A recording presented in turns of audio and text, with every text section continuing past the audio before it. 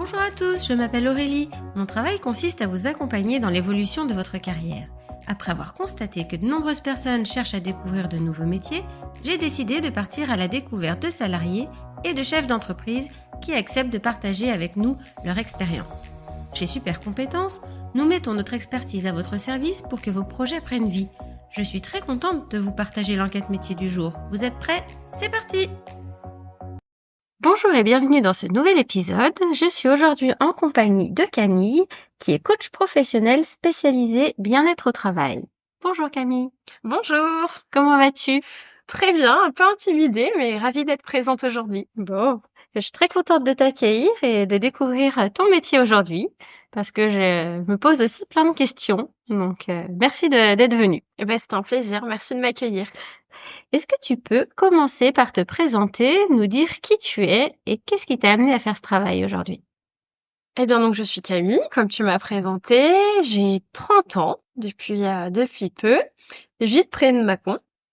J'ai fait des études de droit, j'ai fait un master en ressources humaines, j'ai travaillé pendant plusieurs années dans un groupe industriel dans les ressources humaines, donc c'est, on va dire, le cœur de mon métier au départ. Et puis donc en quête de nouveaux défis, j'ai accepté un poste de responsable RH dans une industrie agroalimentaire. C'était très challengeant et hyper intéressant, mais cette transition, elle a été marquée par des défis très intenses.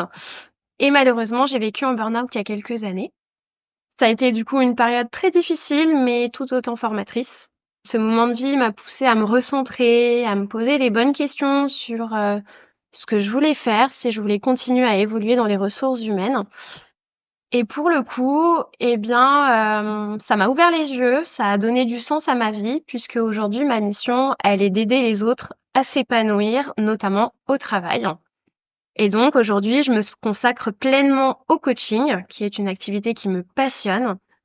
Et j'ai à cœur de mettre mon expérience à profit, donc c'est-à-dire les ressources humaines et mes compétences de coach pour accompagner les personnes à retrouver du bien-être au travail. D'accord, super. Et donc, c'est quoi ton métier au quotidien ? Comment tu fais ton travail ? Tu peux nous le décrire, ton métier ? Oui, bien sûr. Alors mon métier est hyper passionnant. J'en Je doute suis pas. très objective quand je dis ça. En fait, mon travail consiste à accompagner toute personne qui souffre dans sa sphère professionnelle. Donc, qu'il s'agisse de gérer du stress, de surmonter un épuisement professionnel qu'on appelle aussi burn-out, de retrouver de la motivation, de redonner du sens à sa carrière.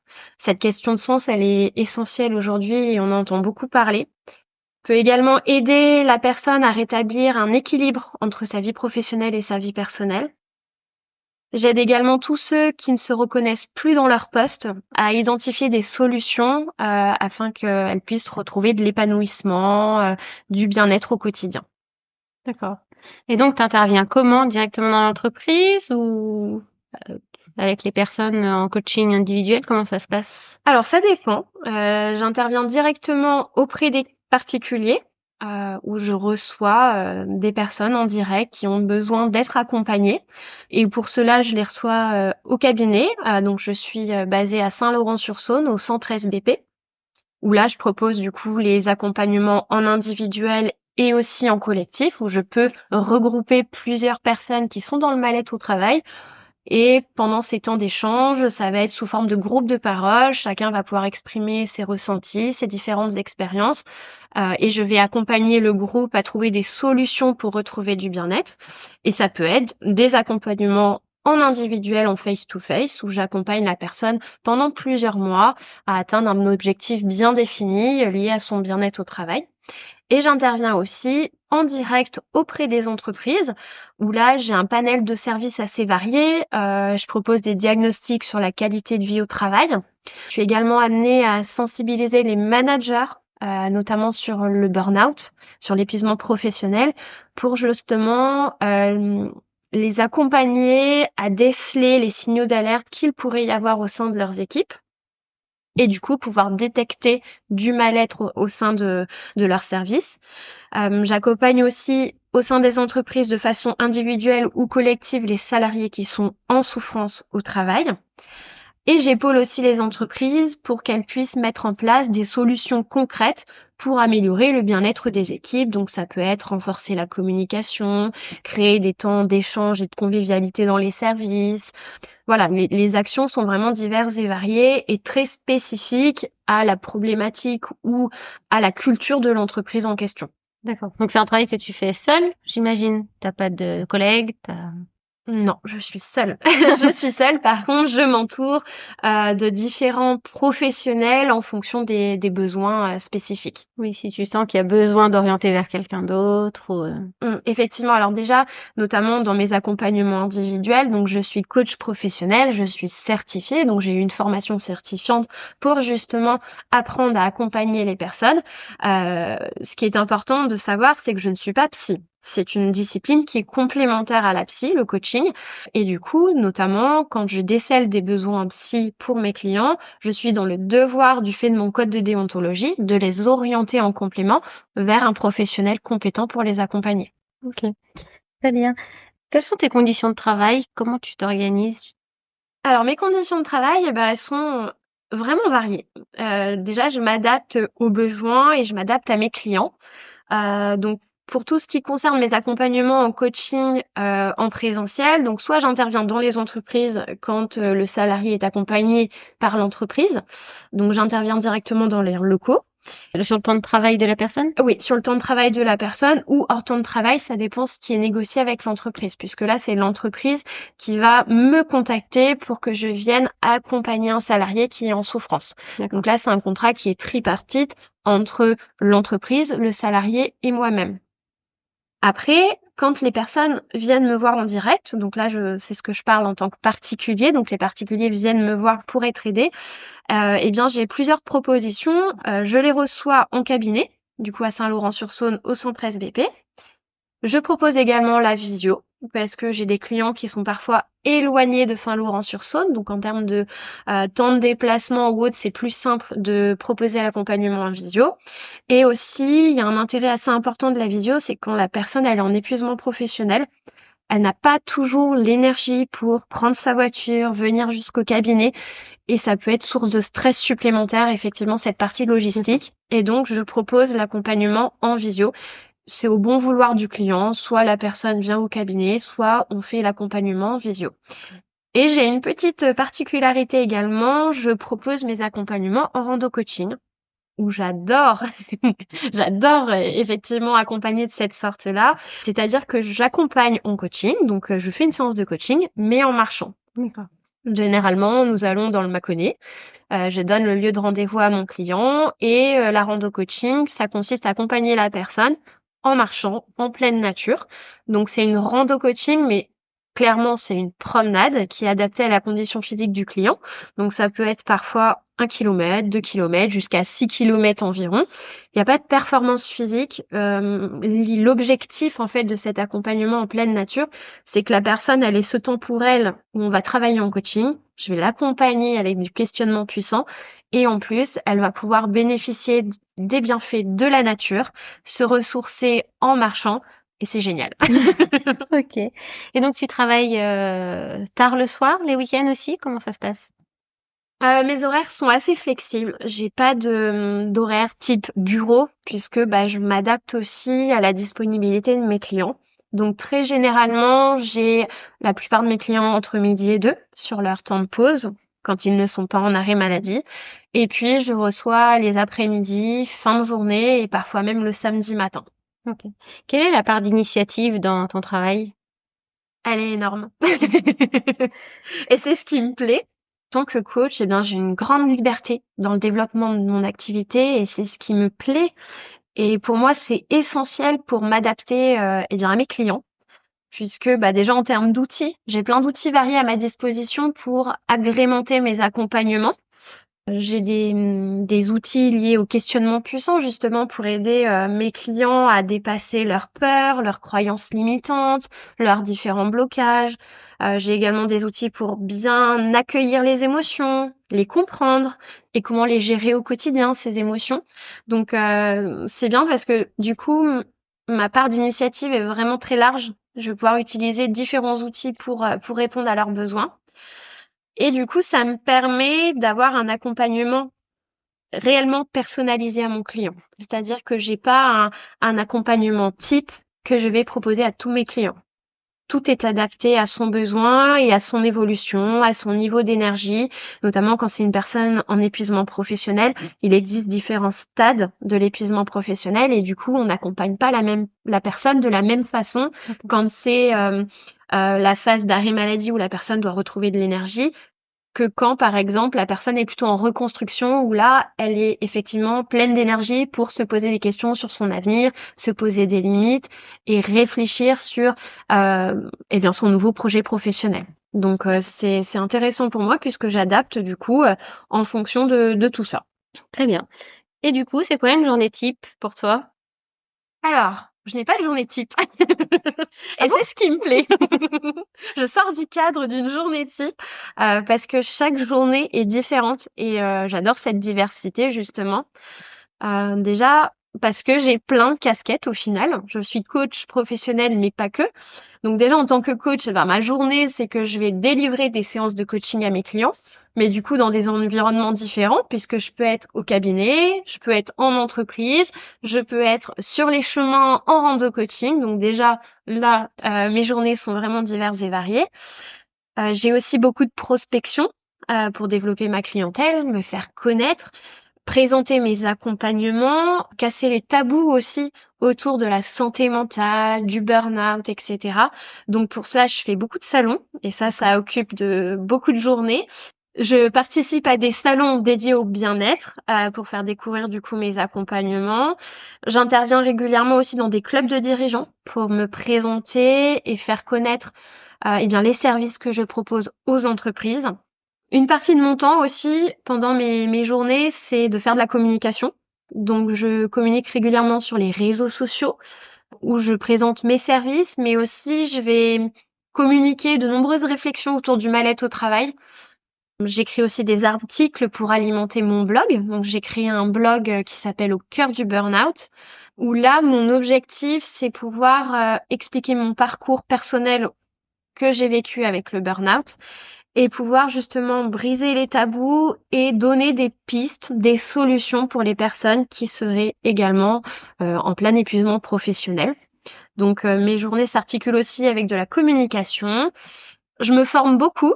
Je lis, je participe à des formations et c'est important pour moi parce que ça me permet de toujours enrichir mes accompagnements pour répondre à la demande de mes clients et à leurs besoins.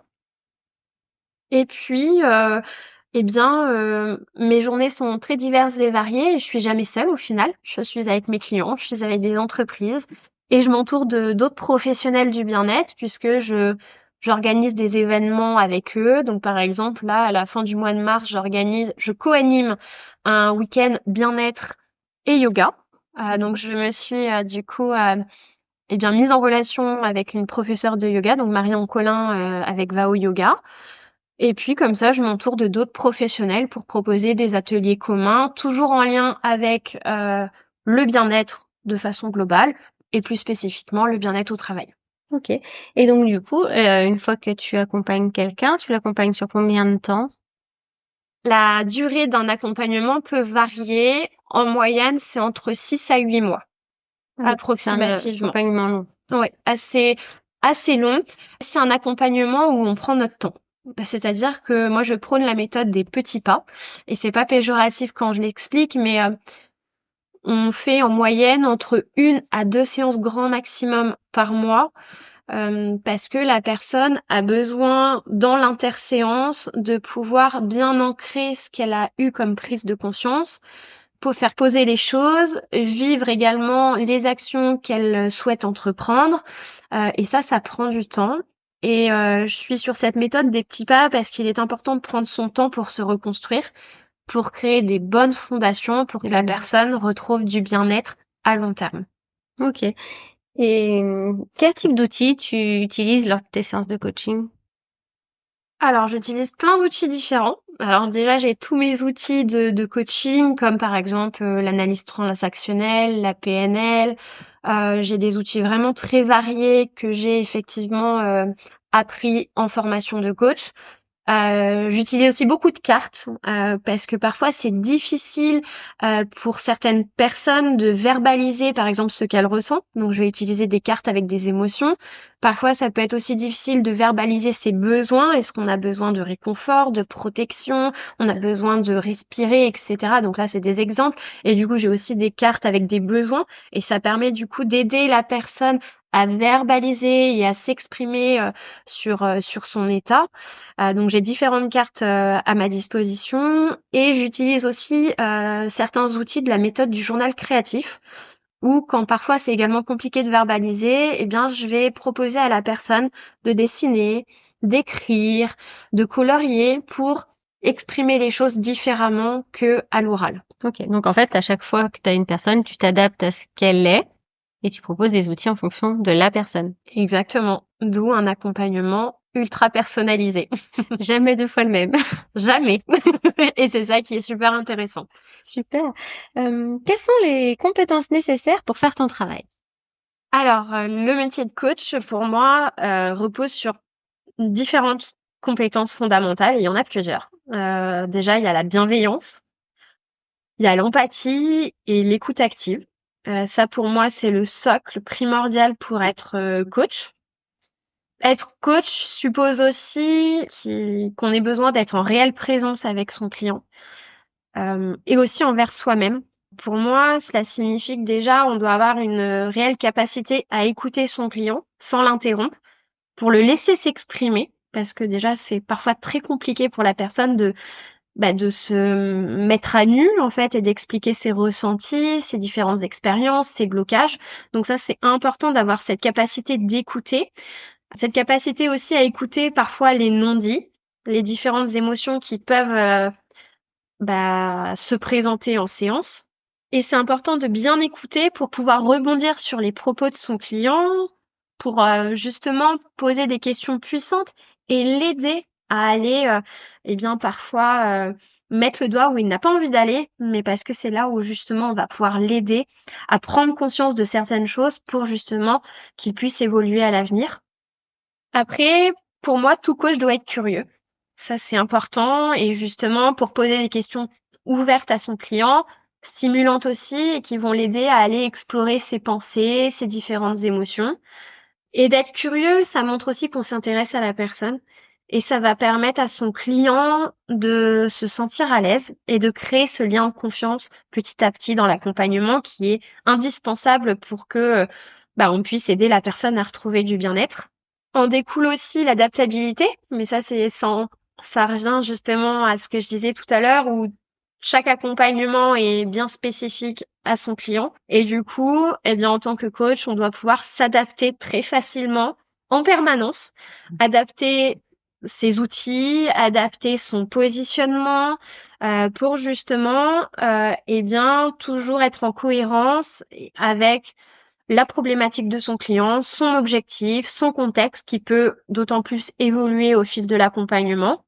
Donc il faut être très flexible. Je pense aussi qu'un coach doit se remettre en question. Et du coup, c'est pour cela qu'en tant que coach, on est supervisé dans notre pratique pour toujours être en capacité de donner un accompagnement de qualité à son client. Donc, personnellement, en tant que coach, j'ai régulièrement des coachings par des pairs, par des superviseurs, pour lever des points de blocage que je pourrais rencontrer peut-être avec mes clients ou dans ma façon d'accompagner, dans les process, etc. Et pour ma bonne hygiène de vie de coach aussi, pour être d'autant plus en présence avec mes clients et m'améliorer en tant que coach. Et la dernière compétence qui pour moi est cruciale, c'est l'éthique. L'éthique est indispensable dans le métier de coach. En tant que coach, je me dois de respecter les règles de déontologie qui s'octroient à ma pratique. Donc moi, je suis rattachée à ICF, qui est la Fédération internationale de coaching. Donc j'ai un code de déontologie avec des compétences bien spécifiques à respecter. Et notamment, dans ce code de déontologie, il y a la confidentialité que je me dois de respecter. Donc, c'est-à-dire que toute personne qui échange avec moi dans le cadre de mon accompagnement, je suis soumise au secret professionnel et à la confidentialité des échanges. Et donc, cette cette notion d'éthique est pour moi indispensable dans le métier de coach, puisqu'en découle la confiance avec son client, l'accompagnement dans sa globalité. Donc c'est pour moi essentiel. Et également dans cette notion d'éthique, ce qui est important aussi à avoir en tête, c'est que en tant que coach, on accompagne sans jamais imposer nos propres opinions à notre client. Il y a vraiment une question de neutralité qui est essentielle. C'est le client qui choisit les actions qu'il souhaite mettre en place pour effectivement retrouver du bien-être. En tant que coach, on est le chef d'orchestre, on oriente. Par contre, c'est le client qui choisit dans quelle direction il souhaite partir. Ok, super. Donc, multi-compétences. Exactement. Quels sont les plus grands défis que tu rencontres au quotidien? Je rencontre de nombreux défis, notamment, je pense que le plus gros défi aujourd'hui, c'est le tabou autour du burn-out. C'est quoi ce tabou que je rencontre? Eh ben, c'est que malheureusement, de plus en plus de personnes sont confrontées à du mal-être au travail. Beaucoup de personnes sont stressées, sont épuisées, ne se retrouvent plus dans leur poste de travail. Certaines personnes tiennent bon, mais jusqu'à quand? C'est la question. Et d'autres personnes craquent, le corps dit stop. Et malheureusement, ces personnes aujourd'hui ne passent pas le cap de se faire accompagner. Parce que il y a un tabou, parce que parfois se faire accompagner fait peur. Se faire accompagner, on peut se dire que on montre une certaine faiblesse parce qu'on a chuté, etc. Il y a beaucoup de croyances limitantes autour de ça. Et moi aujourd'hui, mon défi, c'est ça, c'est de déjà prévenir le burn-out, pouvoir effectivement aider chacun à s'écouter avant que le corps dise stop, et aussi de lever les tabous autour de l'accompagnement. Parce que se faire accompagner est essentiel quand on est dans ces phases-là. Et il n'y a pas de honte à se faire aider. Bien justement, c'est une belle preuve de courage. D'accord. Donc, quand tu aides les personnes à aller mieux dans leur travail, ça ne veut pas dire forcément qu'ils vont quitter leur travail et changer de domaine professionnel. Pas du tout. Non, non, l'accompagnement est différent en fonction du souhait de la personne. Et la plupart du temps, la personne retourne à son poste. Par contre, dans l'accompagnement, on va travailler ensemble sur ce retour à l'emploi.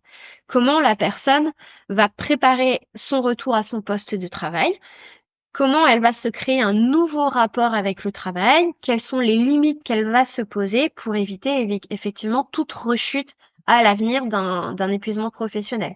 Mais j'ai des clients qui retournent à leur poste de travail et qui sont très contents d'y retourner. Et à contrario, certaines personnes peuvent par contre me dire bah non, je ne souhaite pas retourner en entreprise, et dans ce cas-là, on va travailler sur qu'est-ce qui pourrait les animer à l'avenir. Par contre, je ne me substitue pas à un bilan de compétences. À ce stade-là, je vais réorienter la personne, si elle le souhaite, vers un professionnel compétent pour délivrer un bilan de compétences, si c'est la demande de mon client. Mais voilà, certaines personnes choisissent leur cheminement, mais en tout cas, un accompagnement ne veut pas forcément dire une fin de contrat dans l'entreprise actuelle. C'est pas du tout le cas. Ok. Quels sont les moments les plus gratifiants dans ton activité? Alors il y en a plein. Déjà en séance, moi ce qui me met des paillettes dans les yeux et ce qui me fait du bien, c'est quand mon client en fin de séance me dit ah merci, je me sens soulagée, ou ça m'a fait du bien d'en parler. Ça c'est hyper gratifiant. Et puis la cerise sur le gâteau, c'est à la fin de l'accompagnement quand on fait la séance de bouclage. C'est une séance où en fait on va passer en revue l'ensemble de l'accompagnement. Donc on fait le point sur les prises de conscience de la personne, sur les actions qu'elle a mises en place, et on fait aussi un bilan sur comment elle se sent aujourd'hui. Et puis du coup, pendant cette séance, on voit toute l'évolution de la personne, et ça c'est hyper gratifiant pour moi parce que très souvent la personne arrive dans mon bureau, elle est très mal, elle est perdue, il y a beaucoup d'émotions négatives, et à la fin, on ressent beaucoup plus de positivité, la personne est reboostée, et moi ça c'est hyper gratifiant parce que je l'ai aidé à retrouver du bien-être, et c'est l'essence même de mon métier. Est-ce qu'il y a besoin de beaucoup de coachs dans ce domaine-là? Alors je dirais que oui, on n'est pas assez. On n'est pas assez parce que malheureusement beaucoup de personnes souffrent aujourd'hui. Et je pense qu'il en faut d'autres. Il ne faut pas que Camille Blanchet, puisqu'on a tous une personnalité différente, avec un petit truc en plus, on va dire. On a chacun notre personnalité, donc l'accompagnement est différent d'un coach à un autre. Mais effectivement, je pense que c'est un domaine où aujourd'hui, il faudrait qu'il y ait de plus en plus de coachs Ok. pour accompagner les salariés en entreprise et les particuliers en direct. Est-ce que tu penses qu'il y a des possibilités d'évolution? Alors, des possibilités d'évolution, tout dépend de ce qu'on veut. En tant que coach, effectivement, il est possible d'intégrer des entreprises puisque en tant que salarié, car il existe des coachs en interne dans certains grands groupes ou certaines structures. Donc ça, c'est une certaine évolution qui peut être envisageable. Après, il peut y avoir des évolutions en restant dans l'entrepreneuriat, en développant la partie formation aussi pour les entreprises. Après, tout dépend de chacun, en fait. J'ai envie de dire, on fait un peu ce qu'on a envie. Enfin, s'il y a des techniques qui apparaissent, qu'on a envie de se former ou des choses comme ça, peut-être. Oui, effectivement. Après, on peut compléter nos accompagnements avec différentes formations supplémentaires. Alors moi, j'ai fait des formations spécialisées dans l'accompagnement du burn-out, dans la gestion du stress, mais il existe plein d'autres formations sur l'accompagnement des jeunes, sur l'orientation scolaire, par exemple, sur toute la partie coaching de vie, où là, on va accompagner les personnes plutôt sur des sujets purement personnels. Donc, ça peut être familiaux, l'accompagnement avec les parents-enfants, etc. Donc après, on peut se développer en tant que coach de différentes façons. Pour ma part, moi, j'aimerais bien, par exemple, continuer mes formations plutôt sur la PNL, où je trouve que c'est hyper intéressant pour rendre encore plus puissant l'accompagnement. Donc ça sera effectivement une belle évolution pour moi dans quelques mois, années. Mais en tout cas, voilà, en tant que coach, on peut toujours enrichir nos outils et du coup évoluer. C'est ça qui est intéressant. D'accord. Est-ce que le métier de coach est viable financièrement? Alors au début, peut-être pas. Non, comme toute profession, je pense dans l'entrepreneuriat, bah c'est pas toujours simple. On vit les montagnes russes dans l'entrepreneuriat. Il faut se créer sa clientèle, ça prend du temps, donc effectivement au début ça peut être compliqué financièrement.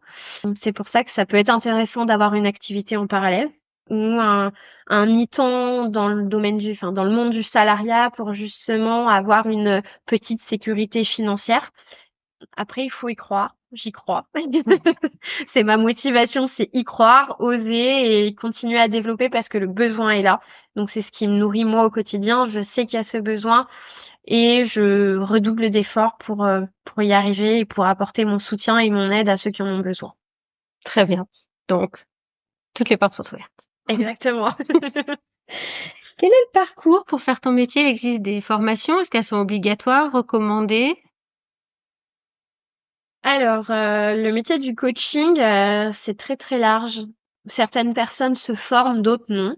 Pour ma part, j'avais envie de me former pour avoir vraiment une formation certifiante, apprendre les outils, les process pour pouvoir délivrer un accompagnement de qualité, que ce soit carré, parce que c'est aussi ma personnalité. Du coup, je me suis formée. Moi, j'ai fait ma formation avec Coaching Ways. C'est une école en France avec plusieurs antennes. Moi, j'étais sur Lyon. C'est une école qui est reconnue pour son expertise dans le domaine du coaching professionnel. Et ce qui est intéressant, c'est que du coup, nous sommes rattachés à ICF, donc la Fédération internationale de coaching, qui a du coup son code de déontologie. Et ça, c'était important pour moi d'avoir une formation reconnue. Après, pour moi, c'est essentiel du coup de se former pour accompagner en toute sécurité son client, parce que l'objectif, c'est de lui permettre de retrouver du bien-être. Et pour moi, il faut avoir une formation pour pouvoir avoir des outils de qualité et pouvoir l'accompagner en toute sécurité. Parce qu'il faudrait pas, effectivement, peut-être aller sur des terrains qui ne sont pas d'une autre, en tout cas, et qu'on puisse peut-être mettre à mal ou autre, la santé de notre client. Donc, c'était important pour moi de faire une formation certifiante et de la compléter avec d'autres. Hein. C'est pour ça que j'ai fait la formation sur le burn-out, la gestion du stress et que je vais pas m'arrêter là. Et que je lis aussi beaucoup de bouquins à côté pour continuer à enrichir mes accompagnements. Formation continue. Exactement. Ça va On apprend tous les jours. Merci pour ces précisions. Est-ce que tu aurais une anecdote amusante ou marquante à nous partager? Oh oui, j'en ai une bien marquante. Ce qui est drôle, donc avant de l'expliquer, je voulais juste rajouter que, et ça fera en lien avec mon anecdote, l'une de mes valeurs dans mes accompagnements que je mets en avant, c'est l'authenticité.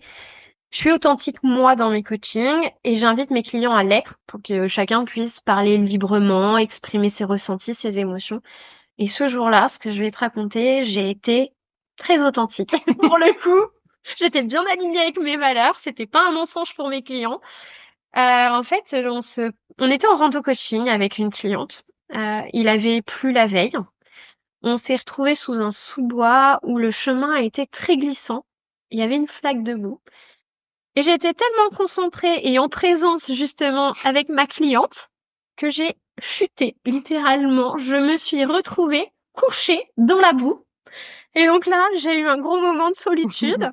Je me suis relevée et là, je me suis dit, mais l'une des valeurs du coach, c'est de s'adapter. Bah ok, je suis pleine de boue, je suis peut-être ridicule devant ma cliente ou non, ça c'est ma croyance, mais c'est pas grave, je me relève. Donc j'avais le grand sourire et là, on a éclaté de rire avec ma cliente.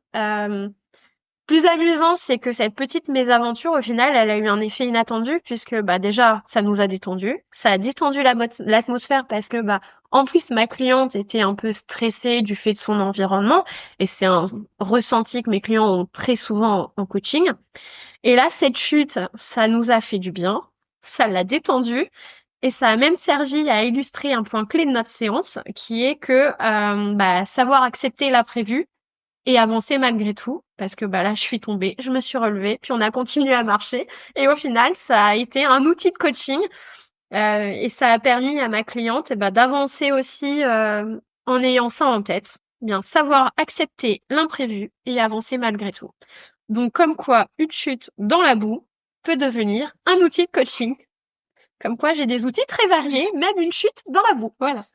Belle anecdote, merci de nous l'avoir partagée. Avec plaisir. Pour terminer, quel conseil tu pourrais donner à une personne qui voudrait devenir coach? Pour moi, le premier conseil, c'est de s'écouter, de voir qu'est-ce qui résonne en nous. Si effectivement, ce qui nous motive, ce qui nous fait vibrer, c'est accompagner l'autre, mais pas en mode sauveur, puisque le client, on le prend pas par la main, hein. Le client, en fait, on va lui donner notre paire de lunettes pour qu'il ait une autre vision du monde, ou en tout cas de son environnement et de sa problématique au travail. Mais c'est ça, ouais, le conseil que je donnerais, c'est de s'écouter, de voir un petit peu qu'est-ce qu'on a dans nos tripes. Moi, c'était l'humain et l'accompagnement, donc c'est pour ça que j'ai choisi le coaching et notamment spécialisé dans le bien-être au travail parce que j'ai adoré mon expérience professionnelle en ressources humaines et c'est pour ça que j'ai voulu du coup mutualiser les deux. Ça coulait de source. Mais ouais, ce que je conseille, c'est de s'écouter. En plus, dans notre société aujourd'hui, le travail occupe quand même une place importante où on y passe du temps dans notre vie et du coup pour moi il est essentiel de pouvoir s'investir et de travailler dans un domaine qui nous épanouit. Donc ce que je suggère c'est de s'écouter. Okay. Et quand on a des doutes, eh bien de contacter des coachs pour peut-être partager sur leur expérience et voir si effectivement ce métier-là pourrait correspondre.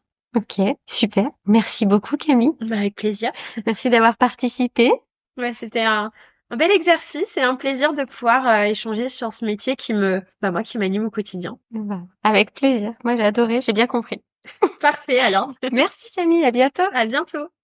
Merci d'avoir écouté ce podcast. Vous retrouverez les liens de notre invité du jour en description. Vous trouverez également l'enquête métier du jour en version PDF dans les notes de l'épisode. Si l'interview vous a plu, n'hésitez pas à la relayer autour de vous et de la noter sur votre application de podcast préférée.